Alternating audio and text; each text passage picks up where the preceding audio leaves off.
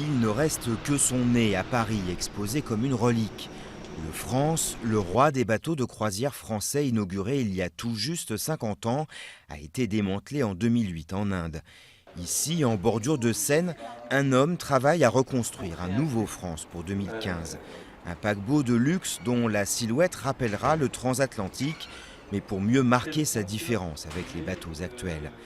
Descendant des artistes qui ont décoré le paquebot, c'est un amoureux fou du France. L'idée, c'était de faire un clin d'œil aux cheminées un peu spectaculaires de l'ancien France, mais de les revisiter et d'en faire des espaces de vie, où on trouve des cabines, des restaurants, des salons.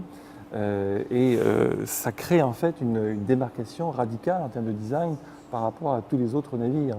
Ce n'est pas du tout un copier-coller des autres paquebots, c'est vraiment le paquebot du futur. Plus modeste que son illustre ancêtre avec ses 260 mètres de long et sa capacité de seulement 640 passagers, le nouveau France se veut la vitrine du luxe à la française.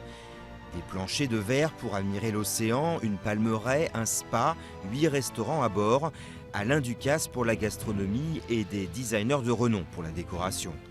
Coût total estimé 350 millions d'euros qui seront en partie financés par des fonds de pension.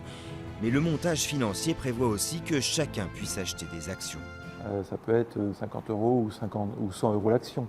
L'idée est que le plus de Français possible puissent se réapproprier leur paquebot. Début du chantier l'année prochaine à Saint-Nazaire, là où avait été construit le France.